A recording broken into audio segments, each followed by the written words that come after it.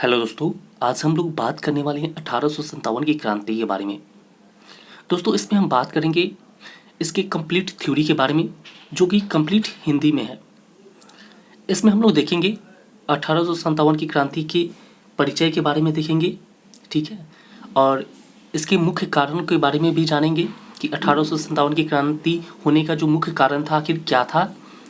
और इसके बाद दोस्तों क्रांति की शुरुआत कैसे होती है इसके बारे में भी जानेंगे।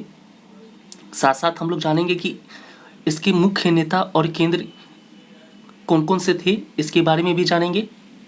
इसके बाद हम लोग जानने वाले हैं इसमें कि क्रांति क्यों असफल हुई। 1857 की जो क्रांति हुई ये असफल हो गई, ये क्यों हुई इसके बारे में भी जानेंगे। और इसका परिणाम क्या हुआ इसके बारे में भी जानेंगे।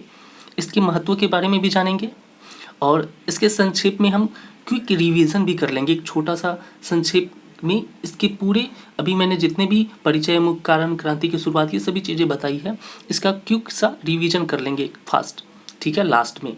और साथ साथ इस पर आधारित जो महत्वपूर्ण प्रश्न बनेंगे उसको भी देखेंगे, ठीक है। तो ये 1857 की क्रांति का जो ये वीडियो है ये पूरा कंप्लीट है। आप किसी भी गवर्नमेंट जॉब की तैयारी करते हैं, सभी गवर्नमेंट जॉब की तैयारी करने वाले छात्रों के लिए अति महत्वपूर्ण है। अगर आप ये वीडियो देख रहे हैं तो आप नए हैं तो चैनल को सब्सक्राइब जरूर कर लीजिएगा, ताकि इस तरह से वीडियो आपके नोटिफिकेशन में मिलता रहे, जिससे कि आप किसी भी गवर्नमेंट जॉब की तैयारी करते हो वहाँ आपके लिए मददगार साबित होगा, ठीक है। तो चलिए देखते हैं हम लोग। तो बात करते हैं इसके परिचय के बारे में हम लोग, ठीक है। परिचय की बात करें तो इसके बारे में जान लेते हैं थोड़ा कि 1857 की क्रांति भारत में अंग्रेजों के खिलाफ पहला बड़ा संघर्ष था। 1857 की जो क्रांति था वो भारत में अंग्रेजों के खिलाफ पहला बड़ा संघर्ष था, ठीक है, अंग्रेजों के खिलाफ, ठीक है। ये पहला बहुत बड़ा संघर्ष था। इसमें हम भारत का इसे हम भारत का पहला स्वतंत्रता संग्राम कहते हैं, ठीक है। 1857 की क्रांति को हम क्या कहते हैं, भारत का पहला स्वतंत्रता संग्राम कहते हैं। आगे हम लोग देखते हैं कि यह क्रांति 10 मई 1857 को मेरठ से शुरू हुई और धीरे धीरे पूरे उत्तर भारत में फैल गया, ठीक है। यह जो क्रांति थी 1857 की जो क्रांति थी वो 10 मई 1857 को मेरठ से शुरू हुई, ठीक है। और ये धीरे धीरे क्या हुआ, पूरे उत्तर भारत में फैल गया। तो हम लोगों ने परिचय को देखा, आसानी तरीके से समझ में आया होगा। अब बढ़ते हैं इसके आगे। साथ साथ मैं ये भी बताऊंगा कि इस जो थ्योरी मैं बता रहा हूँ इसमें कौन सा लाइन इंपॉर्टेंट है जो एग्जाम में बार बार पूछे जाते हैं, उसको भी मैं टारगेट करूंगा और बताऊंगा, ताकि आपको समझ में आए कि कहाँ पे ज़्यादा फोकस करना है ना। तो चलिए आगे देखते हैं, इसके मुख्य कारण की बात करते हैं। कॉज ऑफ रिवोल्ट, ठीक है। 1857 की क्रांति होने का जो मुख्य कारण था उसके बारे में देखते हैं। सबसे पहले बात करते हैं इसमें राजनीतिक कारण का। इसमें बात करते हैं हम लोग राजनीतिक कारण, ठीक है। तो राजनीतिक कारण में देखते हैं क्या है। तो इसमें क्या होगा कि डलहौजी की हड़प नीति, ठीक है। राजनीतिक कारण डलहौजी की हड़प नीति, कहने का मतलब क्या है चलिए समझते हैं। कहा गया कि अंग्रेजों ने जिन राजाओं के बेटे थे, ठीक है, यानी कहने का मतलब नी की जगह यहाँ के हो जाएगा, थोड़ा सा मिस्टेक है, एरर है टाइपिंग में। तो अंग्रेजों के जिन राजाओं के बेटे थे उनसे क्या कि उनके राज्य छीन लिए गए, ठीक है। ये डलहौजी की हड़प नीति थी, जिसमें अंग्रेजों के जिन राजाओं के बेटे थे उनसे क्या किया लिया जाता था, राज्य छीन लिया जाता था, ठीक है। जैसे कि झांसी हो गया, नागपुर हो गया और सतारा हो गया। समझ रहे हैं बड़ी बातों को। आगे हम देखते हैं इसमें। तो मुगल साम्राज्य का अपमान, बहादुर शाह जफर से राजा की उपाधि छीनने की योजना, ये सभी राजनीतिक कारण थे। समझ गए पहला मुख्य कारण। चलिए इसके बाद आगे हम लोग बढ़ते हैं। चलिए राजनीतिक कारण देख लिए, अब बात करते हैं आर्थिक कारण की, ठीक है।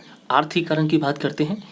इसकी बात करें तो इसमें किसानों पर भारी टैक्स, आर्थिक कारण में क्या था कि किसानों पे भारी टैक्स लग गया, ठीक है। और साथ साथ कारीगरों का काम छीन गया। इससे क्या हो गया, कारीगरों का काम छीन गया। साथ साथ आगे हुआ कि अंग्रेजों की नीति से भारत गरीब होता जा रहा था। ठीक है, ये सभी आर्थिक कारण हो गए। चलिए अब हम बात करते हैं धार्मिक कारण की। इसमें हम बात करें तो सामाजिक और धार्मिक कारण क्या था। तो भारतीयों को अंग्रेजों के धर्म और संस्कृति को अपनाने के लिए मजबूर करना। ठीक है, एक धार्मिक कारण ये भी था कि भारतीयों को अंग्रेजों के धर्म और संस्कृति को अपनाने के लिए मजबूर करना, यानी मजबूर किया जाता था भारतीयों को कि अंग्रेजों के जो धर्म है, संस्कृति है, उसको अपनाने के लिए। ठीक है, इसके बाद कि सती प्रथा और बाल विवाह पर रोक। कहने का मतलब जो सही थे लेकिन लोगों को लगा कि उनका धर्म खतरे में है। ठीक है, यानी सती प्रथा और बाल विवाह पर रोक लगा गया। चलिए इसके बाद बात करते हैं हम लोग सैन्य कारण। ठीक है, यानी ये फौज से जुड़ी बातें थी। तो सैन्य कारण में क्या था कि भारतीय सैनिकों को अंग्रेज कम वेतन देते थे। भारतीय सैनिकों को जो अंग्रेज थे वो कम वेतन देते थे, उन्हें ऊंचे पद पर नहीं देते थे, यानी उन्हें ऊंचा पद नहीं दिया जाता था। ठीक है, भारतीय सैनिकों को, और कम भी वेतन मिलता था।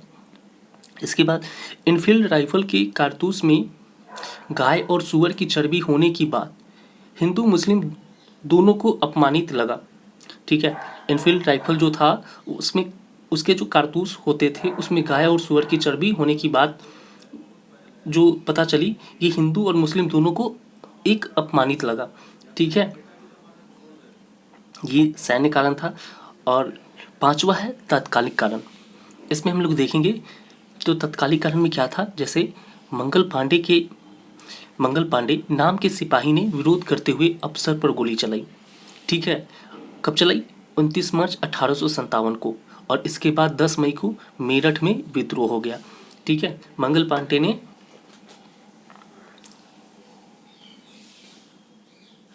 इसका विरोध करते हुए। अब एक चीज समझिए, तात्कालिक कारण क्या था कि मंगल पांडे का जो नाम का जो सिपाही था, इसका विरोध करते हुए अफसर पर गोली चलाई 29 मार्च 1857 को। यानी किसका विरोध करते हुए? अभी समझिएगा, अभी हमने बात किया इससे पहले कि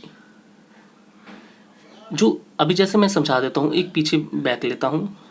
यहाँ देखिए, इनफील्ड राइफल जो होता था उसमें जो कारतूस था वो गाय और सुअर की चर्बी की होती थी, और इसी का विरोध करने के लिए मंगल पांडे ने एक अफसर पर गोली चलाई। कब? तो 29 मार्च 1857 को, जिसके बाद 10 मई को मेरठ में क्या हो गया? विद्रोह हो गया। समझ रहे हैं मेरी बातें? चलिए आगे हम बढ़ते हैं। हम इसके बाद अब हो गया क्रांति की शुरुआत। अब क्रांति की शुरुआत हुई तो क्या क्या हुई इसके बारे में भी हम लोग जानेंगे। तो बात करते हैं पहला, 10 मई 1857, यानी मेरठ के सिपाहियों ने विद्रोह किया। ठीक है, 10 मई 1857 को मेरठ के जो सिपाही थे उन्होंने क्या किया? विद्रोह किया। फिर आगे कि दिल्ली जाकर बहादुर शाह जफर को भारत का सम्राट घोषित कर दिया। फिर दिल्ली जाकर बहादुर शाह जफर को क्या किया गया? भारत का सम्राट घोषित किया गया। फिर धीरे धीरे आंदोलन दिल्ली, झांसी, कानपुर, लखनऊ, बरेली आदि जगहों में फैल गया। ठीक है, ये जो आंदोलन थी धीरे धीरे कहाँ? दिल्ली में, झांसी, कानपुर, लखनऊ, बरेली आदि सभी जगहों में क्या होगा? फैल गया। इसके बाद बात करते हैं हम लोग आगे। अब इसके कुछ प्रमुख नेता और केंद्र के बारे में बात करते हैं। यहाँ से प्रश्न पूछे जाते हैं, अक्सर पूछे जाते हैं और आते भी हैं। ठीक है, आपसे स्थान दे दिया जाएगा और पूछा जाएगा उस स्थान के नेता के बारे में। ठीक है, तो बात करते हैं दिल्ली से। तो दिल्ली से जो थे वो नेता, दिल्ली से कौन नेता थे? तो बहादुर शाह जफर थे। ठीक है, ये जो आंदोलन होता था सभी अलग अलग स्थान से नेता इसमें आंदोलन करने के लिए उग्र थे, तैयार थे। तो उसी तरह दिल्ली से अगर बात किया जाए तो कौन से नेता थे? बहादुर शाह जफर। इसके बाद हम बात करते हैं झांसी की। तो झांसी से जो थी वो रानी लक्ष्मीबाई थी। फिर बात करते हैं हम लोग कानपुर की। तो कानपुर से नाना साहब थे। ठीक है, और लखनऊ की बात करें तो लखनऊ से बेगम हजरत महल। बिहार की बात करें तो बिहार से कुंवर सिंह, यानी वीर कुंवर सिंह। तो इस प्रकार से आप लोगों ने जाना कि मुख्य नेता और इसके जो केंद्र थे इसके बारे में मैंने बताया। यहाँ से प्रश्न बनते हैं। ठीक है, हालांकि मैं जितने भी थ्योरी क्लास करा रहा हूँ उसको बढ़िया से आप समझेंगे, क्योंकि प्रश्न कहीं से भी बन सकता है, लेकिन मैं एक ऐसे बता रहा हूँ कि जो चीज़ें बार बार पूछी जाती है उसको थोड़ा हाईलाइट में कर दूंगा। हालांकि पढ़ना आपके लिए सभी जरूरी है। इसी प्रकार बात करते हैं बरेली की, तो बरेली से तो थे नेता खान बहादुर खान थे, और ग्वालियर की बात करें तो तात्या तोपे थे, ग्वालियर से तात्या तोपे। ठीक है, चलिए बढ़ते हैं। अब हम इसमें कुछ बात करते हैं आगे कि क्रांति क्यों असफल हुई। हम बात करने वाले हैं कि क्रांति जो ये हुई ये असफल क्यों हो गई, इसके बारे में देखेंगे। तो असफल होने का रीज़न क्या था, चलिए देखते हैं। पहले नंबर बात हम करते हैं तो सभी नेता एक साथ नहीं थे। इसमें जितने भी नेता थे वो सभी नेता एक साथ नहीं थे। क्रांति असफल होने का पहला कारण ये था। दूसरा बात करें, यानी 2 नंबर में जैसे ही बात करें तो ठोस योजना नहीं थी। ठीक है, इस क्रांति की एक ठोस योजना ही नहीं थी कि कैसे क्या करना नहीं करना, इसकी कोई ठोस योजना ही नहीं थी। तो जब ठोस योजना ही नहीं होगी तो क्रांति असफल तो होगी ही। ठीक है, तीसरा क्या था कि दक्षिण भारत और पंजाब जैसे इलाकों में हिस्सा नहीं लिया। कहने का मतलब दक्षिण भारत और पंजाब जैसे इलाके थे वो उसने ना इस क्रांति में हिस्सा ही नहीं लिया। ठीक है, दक्षिण भारत और पंजाब जैसे इलाके ने हिस्सा नहीं लिया। ठीक है, ये सभी प्रांत जो थे वो इस आंदोलन में हिस्सा नहीं लिया। ठीक है, चौथा, अंग्रेजों के पास बेहतर हथियार और ट्रेनिंग थी। ठीक है, अंग्रेजों के पास जो थी बेहतर हथियार थी और ट्रेनिंग थी। ठीक है, ये भी कारण था। पांचवा कारण की बात करें तो कुछ भारतीय राजा अंग्रेजों के साथ मिल गए थे। कुछ भारतीय राजा जो थे वो अंग्रेजों के साथ ही मिल गए थे। तो ये सभी कारण हो गई जिसकी वजह से क्रांति असफल हो गई। ठीक है, आगे हम इसके बाद देखते हैं। अब हम बात करते हैं परिणाम की, आखिर इसका परिणाम क्या निकला, क्या हुआ। तो बात करें परिणाम में तो 1858 में ईस्ट इंडिया कंपनी का अंत कर दिया गया। 1858 में ईस्ट इंडिया कंपनी का अंत कर दिया गया। इसके बाद भारत की सत्ता अब ब्रिटिश सरकार यानी रानी विक्टोरिया के हाथ में आ गई। ठीक है, 1858 में ईस्ट इंडिया कंपनी का अंत हो गया। इसके साथ साथ भारत की सत्ता जो थी अब ब्रिटिश सरकार यानी रानी विक्टोरिया के हाथ में आ गई। इसके बाद बहादुर शाह जफर को बर्मा यानी रंगून भेज दिया गया और अंग्रेजों ने फूट डालो और राज करो की नीति शुरू कर दी। तो ये सभी परिणाम हो गए। ठीक है, उसके बाद एक और था कि भारतीय सेना ने अब ज़्यादा अंग्रेज सैनिक रखे जाने लगे और भारतीय सेना में अब ज़्यादा अंग्रेज रखे जाने लगे। जब ये 1857 की क्रांति असफल हो गई तो ये सभी परिणाम निकल के बाहर आए। अब हम बात करते आगे। अब इसके महत्व के बारे में बात करते हैं थोड़ा सा कि इसका क्या महत्व था। तो महत्व की बात करें तो भले ही यह विद्रोह असफल रहा लेकिन इसने लोगों में आज़ादी की भावना जगा दी। कहने का मतलब ये जो विद्रोह था असफल तो रहा लेकिन लोगों में क्या कर दी, आज़ादी की भावना को जगा दी। ठीक है, आगे चलकर गांधी जी जैसे नेताओं ने भी रास्ता खुला। कहने का मतलब आगे चलकर गांधी जी जैसे नेताओं के लिए भी रास्ता खुल गया। ठीक है, और भारतीय जनता को पता चला कि ये मिलकर लड़ सकते हैं। ठीक है, भारतीय जनता को पता चला कि ये सभी मिलकर लड़ सकते हैं। ठीक है, ये सभी महत्व रहे। चलिए अब संक्षेप में जानते हैं थोड़ा इसके बारे में। ठीक है, तो संक्षेप भी बहुत महत्वपूर्ण है। यहाँ से क्वेश्चन आपके एग्जाम में एक पूछ ही लिए जाते हैं इस संक्षेप से। तो चलिए बात करते हैं इसके विद्रोह कब हुआ। ठीक है, 1857 का जो विद्रोह हुआ तो कब हुआ, तो 10 मई 1857 को हुआ। ठीक है, कहाँ से शुरू हुआ था यह विद्रोह, तो मेरठ से शुरू हुआ था। पहला शहीद व्यक्ति कौन था, तो मंगल पांडे था।